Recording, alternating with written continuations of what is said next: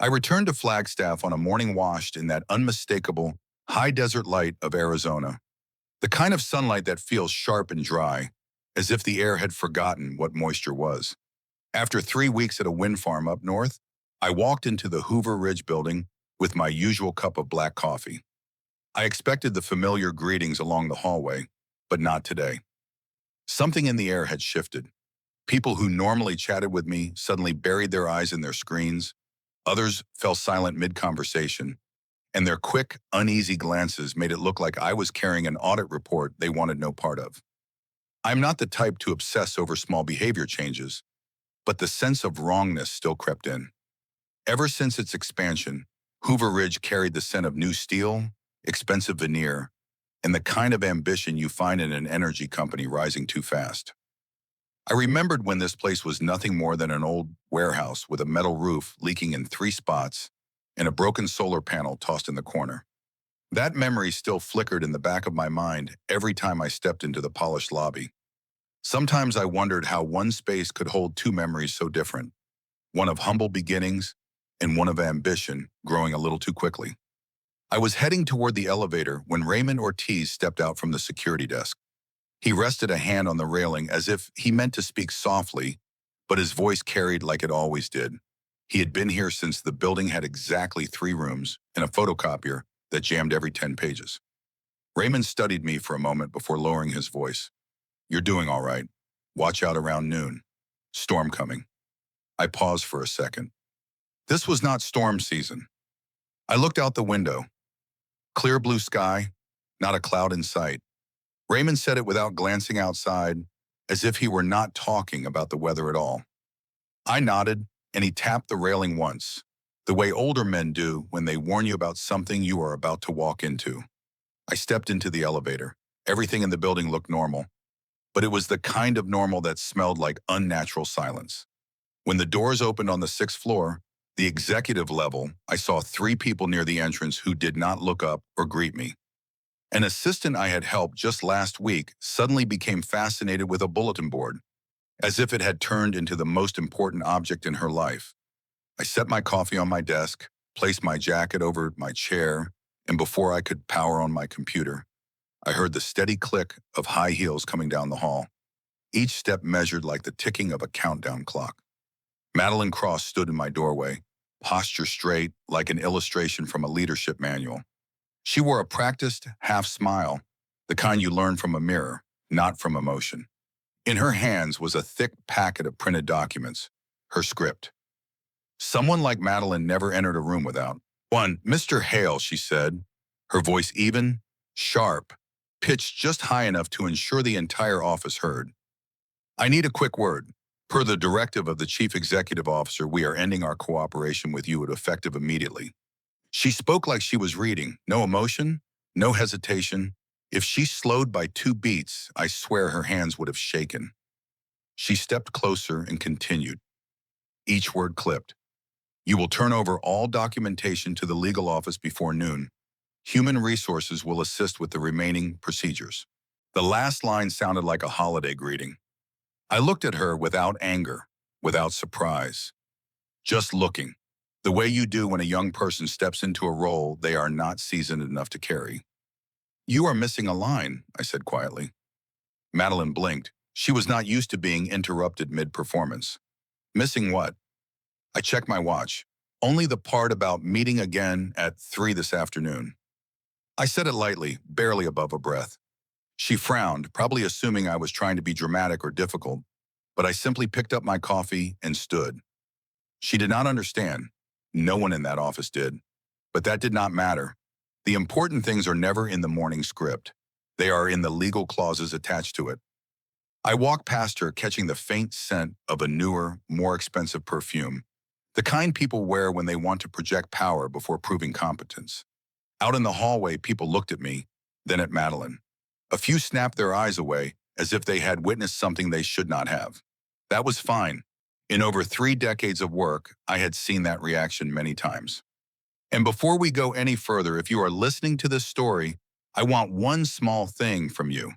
Leave a comment and tell me which state you are watching from. I would bet half of you are listening while making your morning coffee or sitting on the old couch you refuse to get rid of. I just want to know where my morning has reached. Whether you are in freezing Maine or blazing hot Texas, my story only matters because someone is listening. And believe me, what happened after noon that day, you will want to sit down for it. Because just like Raymond warned, there really was a storm at noon, just not outside. I stood in the parking lot for a long moment, letting the familiar calm of the morning settle back into me. The Arizona sunlight spilled across the concrete like a giant mirror reflecting everything that had happened here. Hoover Ridge today was a massive complex, but in my mind, I still saw the day the founder and I stood on this empty patch of land 2 decades ago. There had been nothing but dust mixed in the wind, a few half-assembled steel frames, and an old solar panel with bent wiring, looking like something someone had forgotten in the desert. Back then, the founder was all fire and conviction, and I was fresh out of the military.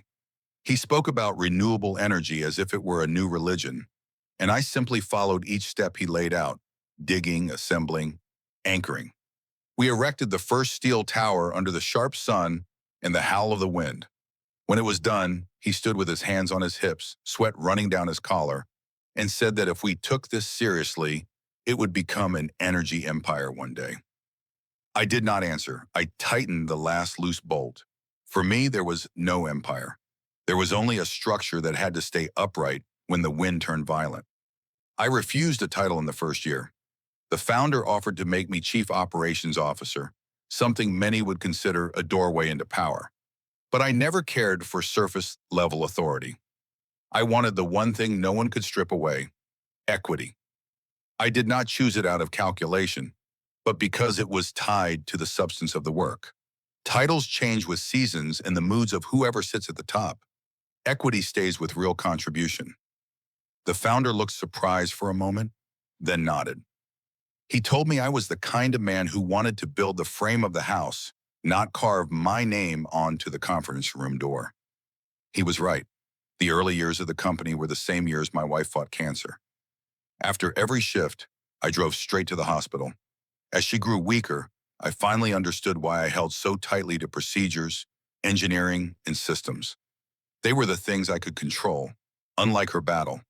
When she passed, the company became the only place that kept me tethered to the world. I worked more. I wrote every guideline, every operational standard, as if tightening each screw on paper would stop life from collapsing again without warning. I would write until long after midnight, and in those long nights, Hoover Ridge grew its backbone. No one likes reading internal documentation. But I knew that without it, a single mistake from someone inexperienced could destroy everything in minutes. Every line in those manuals was shaped by the eyes of someone who had seen too many risks in the military. I was used to having contingency plans. That habit would save the entire company later. I never forgot the afternoon we almost lost the power station. A young director, barely in his role for 2 months, manually adjusted the output to shorten the testing window. He had not even read the full instructions. When the control panel flashed red in rapid sequence, I ran straight into the operations room. Had I been 2 minutes late, the whole system could have exploded. I cut power, locked the panel, and yelled into the radio for everyone to evacuate the area. People panicked. The young director turned pale.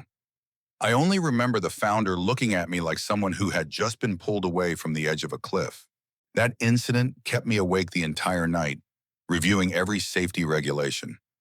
And that was when I wrote Clause 11.4D. It sat at the end of the internal charter, only 2 paragraphs long, but it held everything together. Its principle was simple. Any director without equity could not unilaterally fire or make operational decisions without board approval. If they did, all their executive authority would be suspended immediately, and temporary control would revert to the largest shareholder. I did not write that clause to protect myself. I wrote it to protect the company from people like the young director that day, people eager to prove themselves with the authority they had just been handed, yet unaware they were touching a system far more complex than their title suggested. Raymond had witnessed all of this from a distance, not as a leader or as an engineer, but as the gatekeeper, the man who noticed every nod, every tone, every shift in the building. We never talked much, but he always knew when I stayed too late, and he always waited until I walked out before locking the door. Once I asked him why he never went home early. He gave me one sentence, the kind that tells you more than the words alone. A company stands because of the people who keep it standing. His phrasing was simple, but years later I understood how much he meant. I looked at the reflection in the glass facade of the building. My 20 years were scattered through every weld, every regulation, every document drafted, every afternoon spent under the sun lifting steel into place. All of it forms something most people never notice, but stronger than any title. Clause 11.4D was only a small part of that, but it was the part that would decide what happened at 3 this afternoon. And I knew the ones reading it, analyzing it, judging it, were not people like me. They were the ones who believed this company stood because of their voices. Soon enough, they would understand that what holds a company upright is not a bright speech, but the lines in the clauses they never bothered to read. When I returned to the 6th floor, the hallway no longer felt like it had that morning. It felt like stepping into a meeting room right after someone said something they should not have, and everyone else was trying to pretend they had not heard it. People clustered in small groups, but every conversation snapped apart the moment I walked by. No one looked at me directly. No one asked a single question. Instinct had taken over. They could sense something was about to shift. I did not head back to my office right away. Instead, I leaned lightly against the corner wall near the turn. From there, I had a clear view into the IT room, where the white lights reflected evenly across rows of desks. The military had taught me that sometimes you do not walk into the field the second you arrive. If you stand still at the right height, in the right silence, the truth will show itself. Madeline appeared at the far end of the hallway. Her steps were quicker than they had been in the morning, shoulders raised, chin slightly lifted in the posture of someone who believed they had just accomplished something important. But there was a rush in her stride. People who are truly confident do not walk that fast. People trying to appear calm should not let their footsteps betray them. She held a thin folder in one hand and her phone in the other, the screen glow reflecting off her carefully made-up face. She pushed open the IT room door without knocking.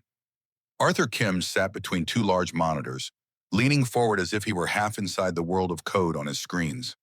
He wore a simple shirt and a slightly crooked tie, the look of a man who worked enough hours to stop caring about appearances.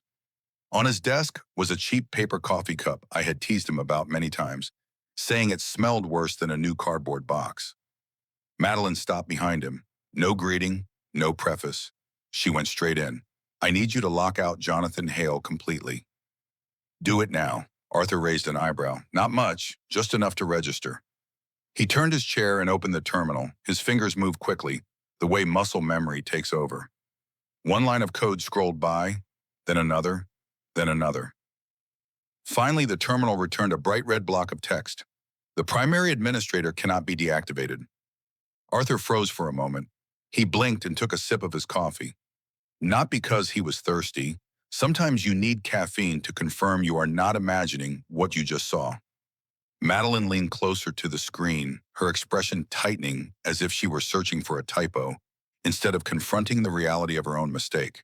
She braced a hand on the desk and leaned in so far I thought one heavy breath from Arthur would send her hair brushing the monitor. Why can it not be locked? I just terminated him, and I am ordering you to execute the action. Arthur spoke quietly, but clearly. The voice of someone who knew the truth could make the room a little colder. Because Mr. Hale owns the root. Account, the original system account. It cannot be disabled by any secondary one, including yours. Madeline folded her arms, a familiar gesture from someone who liked authority but had never truly understood the structure behind it. Then reset the entire system. Wipe everything. Arthur looked at her as if she had suggested tearing the roof off the building to catch a fly. Resetting the platform will disconnect 3 operational programs in the Eastern Station's computing grid. I am not authorized to do that without the highest level approval. I am the highest level, Madeline said sharply. Per the Chief Executive Officer, I have direct command authority. You just need to follow orders. Arthur did not answer right away. Instead, he typed an auxiliary command to check her account status. I saw something shift subtly in his face. Not fear, no surprise. The kind of recognition that told him this situation was about to become far more complicated. The dashboard began to change color. Boxes that had been blue slowly faded to gray. At first, only a small corner, then the entire row, then the secondary modules. There was only one meaning. Madeline's access was being revoked. Her reaction was exactly what I expected. She tapped the screen as if that would make the dashboard light up again. Why is my access turning gray? Arthur, fix it. Arthur set his cup down, took a long breath and said, "This is not a bug. The system detected a procedural violation involving the primary admin's account. When that happens, the issuing user's authority is automatically placed under review. The system is doing what it is designed to do." Madeline stood still for a moment. I saw the exact second she realized she no longer controlled the situation she thought she owned. But in true form of someone newly promoted, she tried to regain control by stepping closer, her voice rising. "You are telling me the system is evaluating my decision. I am the highest authority here. If the system is wrong, you must correct it." Arthur shook his head. "I cannot correct it. Only the primary admin can alter base permissions, and that is Mr. Hale." Outside the door, I put my hands in my pockets and watched the scene unfold like an echo from years ago. People handed power before understanding where real power lived. Their problem was never confidence. It was confidence built on nothing. Madeline gripped the thin folder until the edges bent. Her posture shifted. Instead of standing tall like she had that morning, she stepped back slightly, as if the IT room had become too small for her. Another section of the dashboard grayed out, then another. Even the financial reports dimmed. The room grew so quiet you could hear the steady whir of the cooling fans. Arthur spoke softly, almost like a polite warning. "Ms. Cross, the system is transferring command away from your account. It is protecting core structures. This is the standard response when the root account is tampered with." Madeline stared at him. "So what authority do I have left?" Arthur glanced at the screen, considered it, and answered honestly. "Probably shared directory view and scheduling meetings." I saw the corner of Arthur's mouth twitch, like he wanted to smile but held it back out of politeness. Madeline said nothing. She did not know that this moment of silence would become the first crack in the collapse of the afternoon. I stepped away from the doorway and walked slowly toward the stairs. The story in the IT room would continue, but I did not need to hear the rest to know the system had begun speaking for itself. Those who understood the structure were protected by it. Those who dismissed it were removed by it without anyone lifting a hand. And this was only the warm-up. At 3 in the afternoon, when the full-bore control panel came online, everyone would finally see who had been steering this company for 2 decades. Not the person who thought she fired me, but the name they assumed was nothing more than an old entry in the system. I stood at the end of the hallway, leaning lightly against the cool wall, listening to the IT room door close behind Madeline. I did not need to see her to know what she was doing. When a person no longer holds real power, their first instinct is usually to patch the image. At Hoover Ridge, patching the image means sprinting to the communications team. I walked slowly toward the elevator. Voices leaked from the small conference room, even though she had pulled the door shut. Her tone was sharp, rushed, and trying desperately to sound authoritative. "I need the strategic LinkedIn team right now. Prepare a leadership and personnel transition post for me. Draft in 5 minutes. There was a brief silence, likely the PR team trying to figure out what on earth was going on. Then she responded as if it were the most obvious thing in the world. "Add that difficult first-day decisions are necessary. I want that part clear." Her voice trembled slightly, but the words came out fast and loud, the way someone speaks when volume is the only thing holding their balance. She ended the call and immediately dialed another. I heard the rapid tapping of numbers, frantic like a fist knocking on a locked door. "Hello, I need you to review my authority," she said to her private attorney. "The chief executive officer appointed me, and personnel decisions fall under my jurisdiction. The system is malfunctioning somehow. I want you to challenge it." I could not hear everything from the other end, but I heard enough to sense hesitation. Madeline cut him off. "No, I do not want internal counsel. I want you. This is no longer a personnel issue. This is a structural authority issue." This silence was longer. I knew the exact second she realized the person on the other end would not be able to save her as quickly as she expected. She called the chief executive officer next. The phone rang 3 times. Then Mark's voice drifted faintly through the door. Mark, I need you to confirm my authority. There is a system error. It says Hale's privileges outrank mine. That makes no sense. I need direct guidance. I heard the silence afterward. A silence that feels like it is staring back at you. Finally, Madeline spoke again, slower this time, much softer. You mean, I cannot override that? You are saying you cannot intervene either? She dropped into a chair. The wheels scraped across the floor. I did not need to see her face to know her expression. The morning confidence had begun to fracture millimeter by millimeter. She opened her laptop and pulled up LinkedIn. People like Madeline believe the right post can flip an entire narrative. And the funny thing is, sometimes it can. For people who are not me. She typed quickly, each keystroke steady and tense. Difficult decisions create strong companies. Today I had to make one of those decisions. She added a few lines about responsibility and leadership growth. Then she reread the entire draft, polishing the tone to sound proud yet humble. The kind of post new leaders give themselves as a Friday night treat. She hit the post, nothing happened. She pressed it again. The screen flickered faintly, then stayed still. She leaned closer, eyes narrowing at the bottom corner. A small notification appeared. Your access has been restricted. Action denied. She froze. She closed the tab, reopened it, tried to sign in, tried posting from her phone, tried another browser. The result was the same. The system rejected her just as easily as it had rejected her attempt to deactivate my account. Her phone buzzed. A message lit up the screen in the silent room. It was from the lead investor, the same one who had called her the company's rising star 3 months earlier. What is happening in Flagstaff? I stood just outside, close enough to hear her breathing quicken as she read it. Not the breathing of someone angry, the breathing of someone trying to stay upright while their legs begin to fail. She called the chief executive officer again. No answer. She called the head of Pete. No answer. She called the attorney again. Silence. With every failed call, another layer of authority slipped off her shoulders like shedding a coat in the cold. She paced the room, clutching the lapel of her jacket as if she really were cold. Sometimes fear drops the temperature faster than any air conditioner ever could. She returned to her desk and stared at her laptop. The LinkedIn draft still sat there. A post that an hour earlier could have salvaged her image. Now it looked like the rough outline of someone who no longer understood what was happening inside their own company. She deleted it, then typed a new one, then deleted again. The keystrokes were frantic, the sound of a heartbeat trapped in sudden freefall. She tried posting one more time. Another denial. She slammed her hand on the desk, but the sound had no force. When someone loses real power, even their anger weakens. Her phone buzzed again. Another message from the investor. Respond immediately.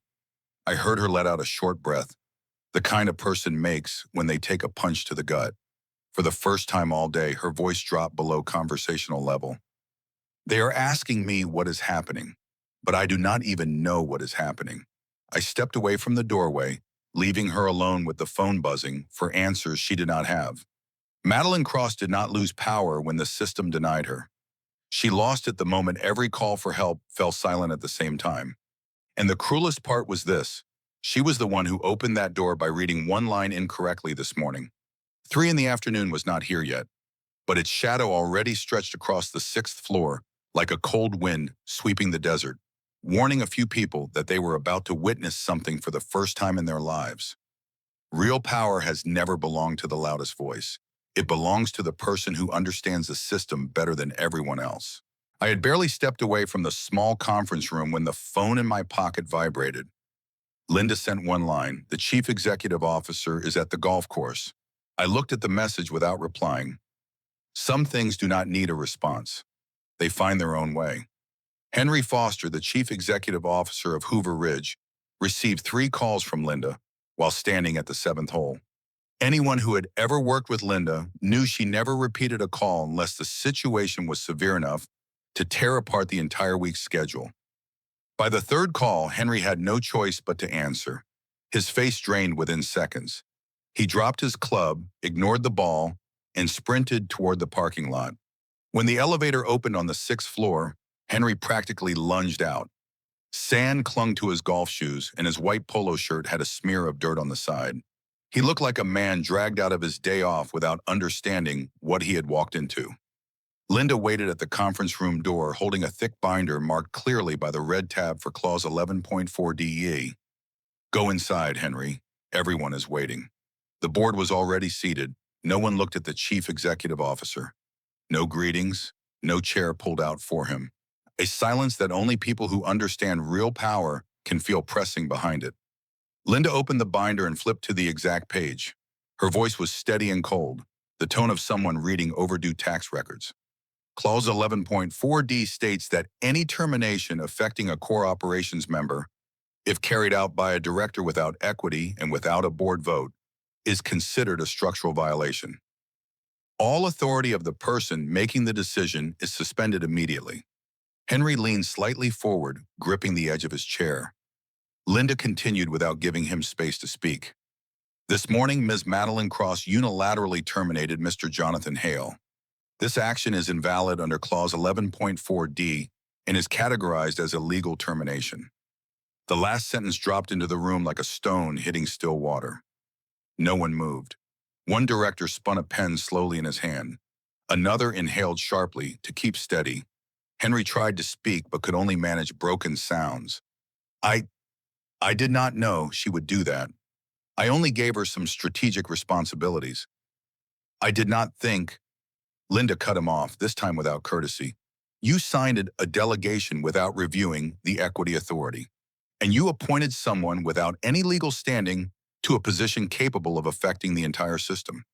You are witnessing the consequences now. An older director spoke softly but firmly. Henry, you know exactly who has kept this company standing all these years, and you let this happen.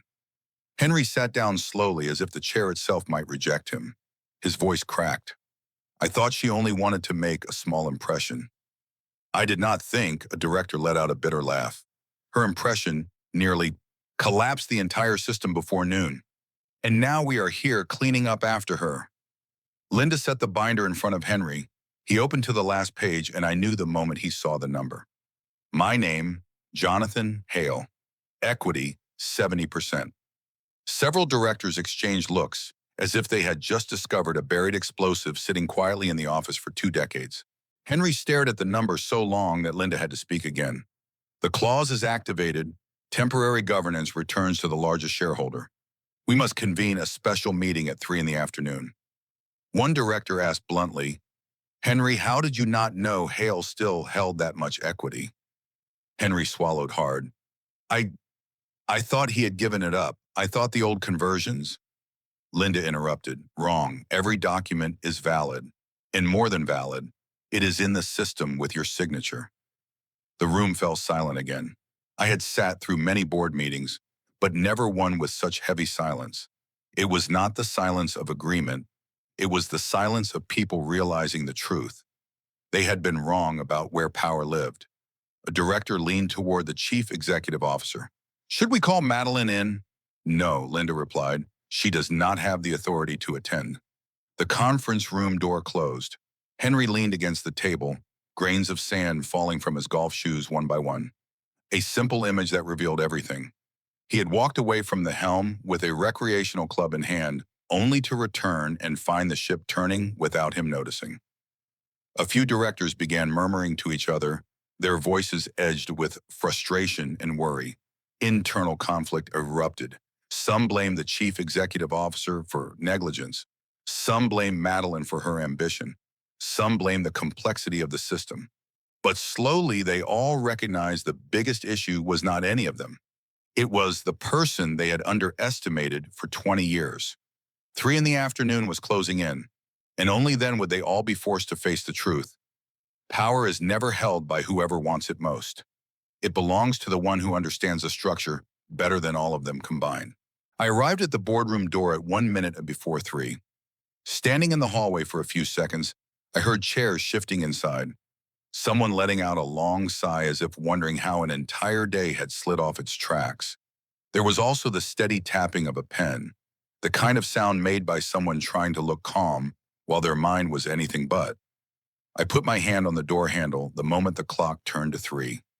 Not early, not late. The door opened and the room fell into silence as if someone had switched it off. 8 board members turned toward me at once. Their expressions differed, but they shared one thing. None of them was pretending they understood what was happening better than I did. Henry sat at the head of the table, shoulders slumped, his hands clasped together. From a distance, he looked like a man trying to hold on to something he knew had already slipped away. Madeline sat at the side, back ramrod straight, face trying to stay sharp though her eyes had begun to tremble. Beside her was a cream portfolio, still perfectly folded, as if she believed its neatness could somehow rescue her career. I stepped inside. I did not look for a seat. I did not apologize for arriving exactly on time. I did not wait to be invited. I stood at the midpoint of the table and set my documents down. Linda raised an eyebrow as if she were watching a machine finally engage in the exact alignment it had been built for years ago. The other directors stayed silent, watching every move. I opened my file, turned to the notarized page marked with its red stamp, and spoke every word clearly. My voice did not rise, did not fall, just steady enough that everyone in the room had no choice but to hear. Under the authority of the controlling shareholder, pursuant to Clause 11.4d, I request a vote to revoke all administrative appointments made in the past 48 hours. Immediate effect upon board confirmation. No one spoke. No one took a deep breath. Even the air conditioner sounded muted. Madeline shot to her feet, her chair scraping loudly in the too-still room. She planted both hands on the table, leaning forward almost as if she intended to cross the space between us. You cannot do that. Her voice carried anger, wrapped in the brittle confidence taught in executive workshops. You cannot just walk in and erase everything. The process does not allow it. I looked at her, not with anger, not with pity, just the look of someone who had seen this moment coming a long time ago. I hold 70% equity, Madeline. The process allows it. She froze like someone having a door quietly shut in their face.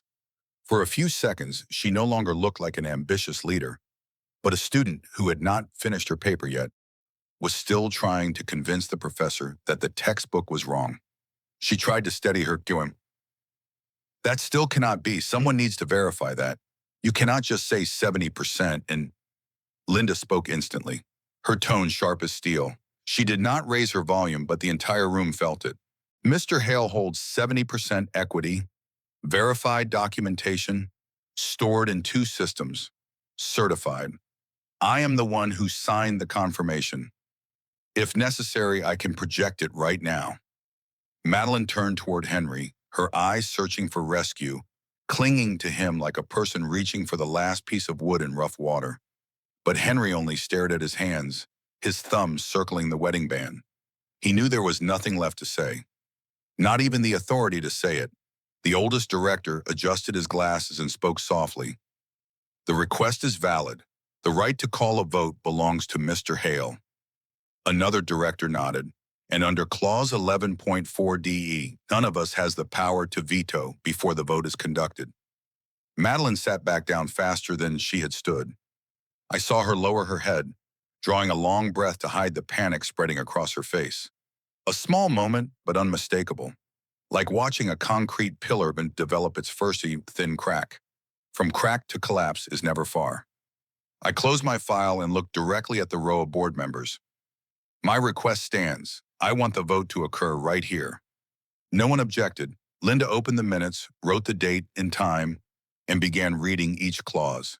Her voice was even, neither fast nor slow, yet every word landed like another nail sealing a door behind Madeline. When she reached the final confirmation, I felt the entire room focus on me. Not out of fear, but because they finally understood who had truly been steering this company. Not the chief executive officer, not the favored rising star, not the person most skilled at self-promotion. The one who understood every line of ink on the contracts. Linda paused and looked at me. "Do you wish to add anything?" I shook my head. "No need. The documents have done their work." In that moment, no one said a word, but a quiet sense of justice spread through the room like a warm current. Not because I had won, but because fairness had moved silently and decisively. And Madeline sat there with her hands clenched so tight the knuckles turned white. She finally understood this game had never belonged to her. The vote was swift and clean. Each member raised a hand, no exceptions, no objections, no negotiation. Madeline watched each arm rise as if she were watching her own future dim, one shadow at a time. When the last hand went up, Linda wrote one final line in the minutes. Appointments made in the past 48 hours are nullified. The room sat in silence for a few more seconds before people began collecting their files. Madeline did not stand. Henry did not stand. I did not need to. I simply stayed where I was, looking at the closed folder. Power is never something to argue about. Power lives in the clauses they forgot I wrote, and this afternoon I merely reminded them. When the vote ended, the board rose almost at the same time. No comments, no glances toward Madeline. Henry did not move either. He just sat there with the look of a man whose foundation had been pulled out from under him, even though he believed he had built it himself.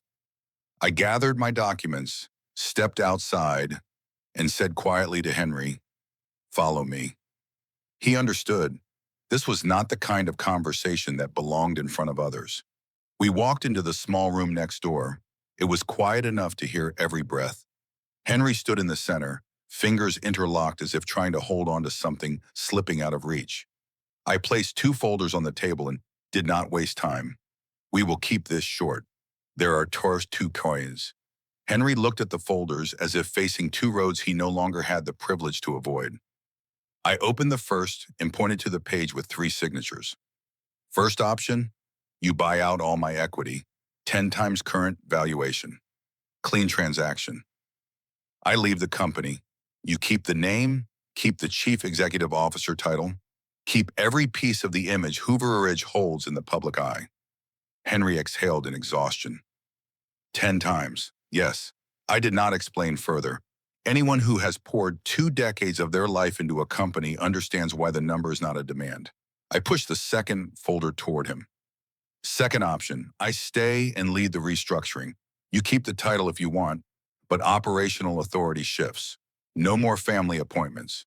No more placing people who do not understand the system. Everything transparent. I lead, you support. Henry lowered his head, shoulders trembling slightly. Jonathan, I did not think it would go this far. I was not trying to abandon the company. I looked him in the eye, my voice calm as if discussing the weather. I am not here to punish you. I am here to fix what you let drift for too long. He lifted his gaze, eyes red. I thought I was giving Madeline a chance. I did not know she would cause this level of damage. You knew, I replied immediately. You just did not look closely enough to see it. He froze for a few seconds, not offended, just confronted by the truth. A truth he had avoided with social meetings, fundraising dinners, and the golf games he believed were stress relief. He finally sat down, breathing slowly like someone realizing they had wandered far from the straight path they assumed was harmless. He rested his hands on the two folders. If I choose the first option, he said quietly, that means you leave. Truly leave, correct. And the second option means you restructure and I step back, also correct. He stayed silent for a long time, then asked the only question I had hoped he would ask from the beginning. Which option is best for the company? I answered softly. The company will survive with the second, but only if you let go of the habit of thinking everything is fine. No more family influence. No more young appointees who do not understand the depth. No speed. Noise. Only correctness. Henry opened the second folder and skimmed the pages. Technical department restructuring. Executive team reevaluation. Removal of non-merit appointments. Creation of an independent oversight committee. With every page, his eyes grew heavier, yet clearer. He leaned back. I have let everything drift too far, haven't I? I nodded. There was no need to repeat it. Henry closed his eyes for a few seconds. When he opened them again, the reluctance was gone. What remained was a chief executive officer realizing he had to grow again, even at his age. He spoke in a low but steady voice. All right, I chose the second option. We fix everything. You lead, I follow. I folded the first folder shut and set it aside. Henry watched it the way someone watches a past they have finally chosen not to lean on anymore. Then he stood and exhaled, lighter than before. Before we walked out, he spoke quietly, almost like a confession. "Jonathan, thank you for not abandoning this company." I replied, "I did not build it to walk away, Henry. I built it so it would stand straight, and today it finally does." He nodded.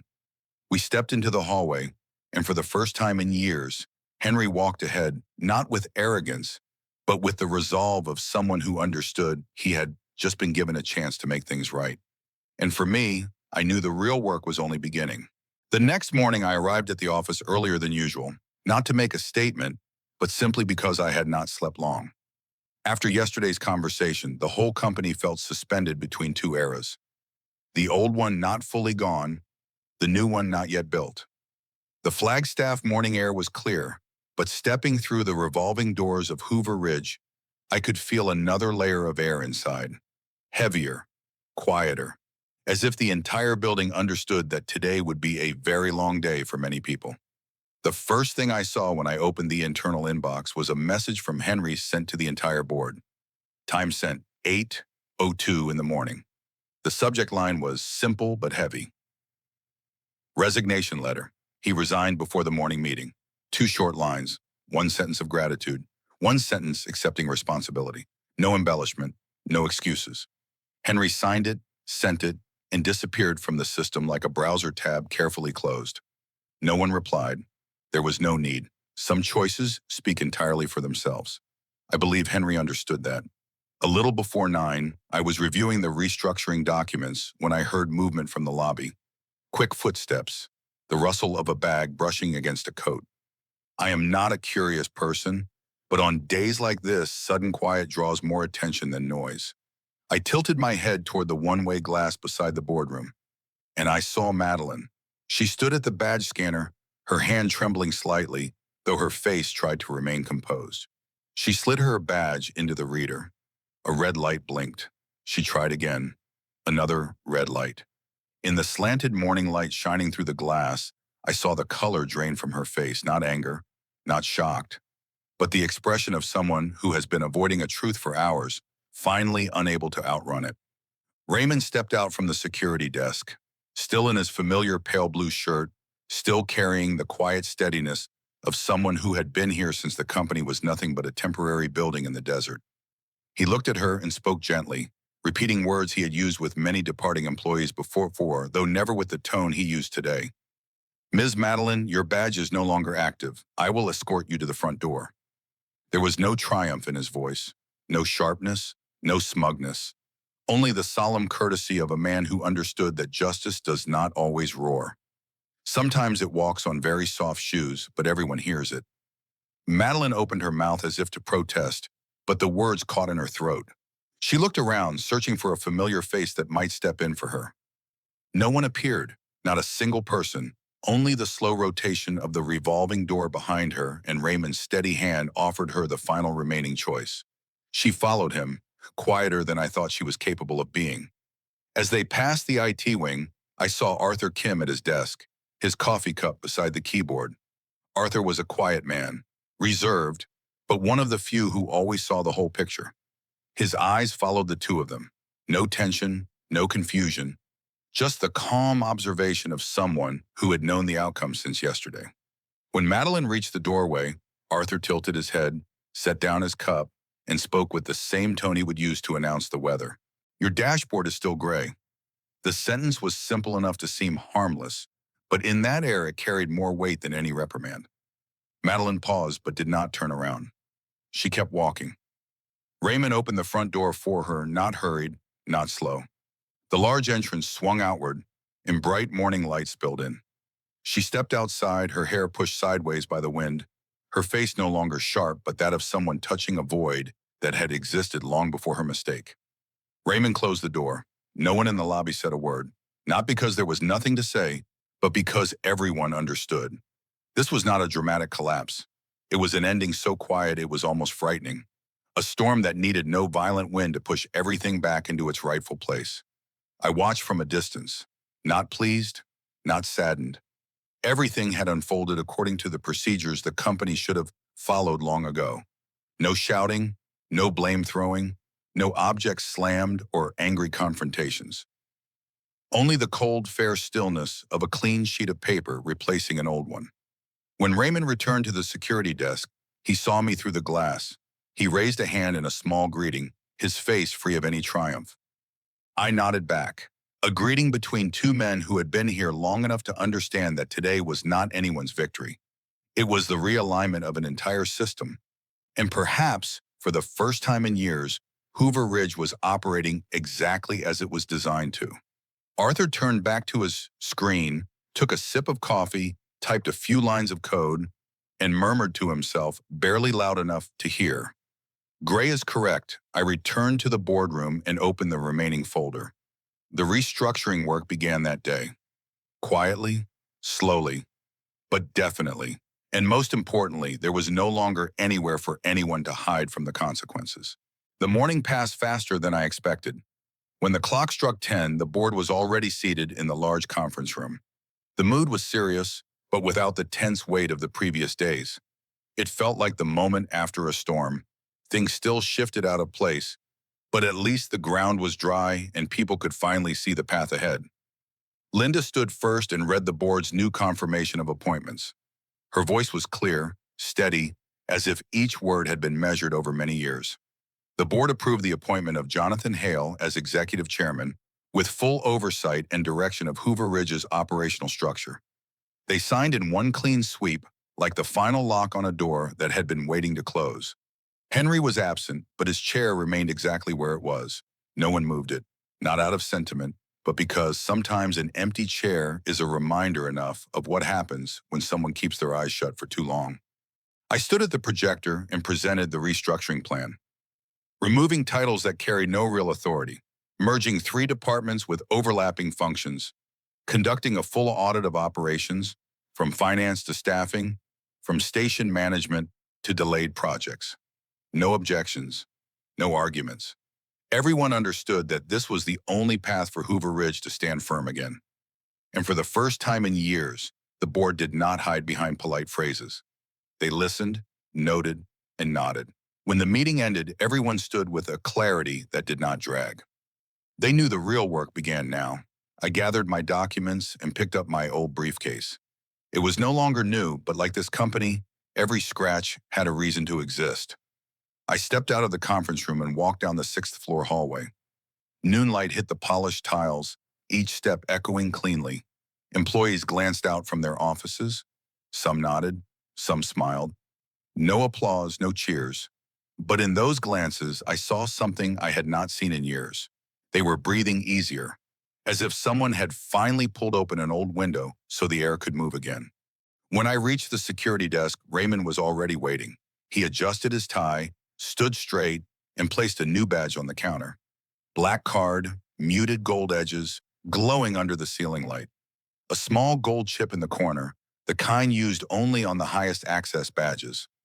Raymond handed it to me with both hands, a gesture he almost never used, and said softly, "Welcome back, Mr. Hale." I looked at him for a moment before replying, not to elevate myself, but because it was the simplest truth. "I never left, Raymond." He smiled, a rare expression from a man who had witnessed more seasons of this company than most. He nodded. "I know." I clipped the new badge to my shirt, its weight familiar in a strange way. Not because it signified power, but because it was tied to the very first security protocol I had designed years ago. Everything felt like it had returned to its proper order. I walked the hallway again, brushing my hand along the metal rail polished by countless employees before me. Inside the rooms, the technical teams were mapping out updated operations schematics. Human resources was reviewing forgotten contracts. Finance was reopening delayed reports. The company was moving again, but moving in the right direction. Not rushed, not chaotic, no more meaningless noise. At noon, as I stood by the window looking down at the courtyard where the wind tilted the lines of trees, Hoover Ridge reminded me of the day we erected the first steel tower in the Arizona desert. Rough, still in need of adjustment, but finally back in the hands of the people who understood its structure. I returned to the empty conference room and, looked at the whiteboard. A sentence surfaced in my memory, not from anyone famous, but from a young engineer who once spoke to me years ago.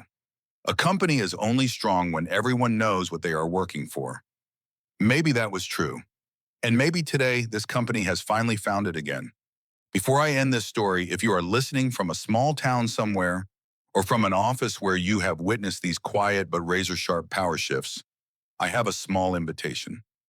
If stories about workplaces, silent structures of power, and precise shifts that speak louder than noise feel familiar to you, subscribe to the channel. Here we tell stories that feel real, stories that remind you that power is not the thing that shouts.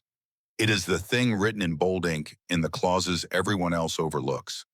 And sometimes that is the only voice that matters in the boardroom.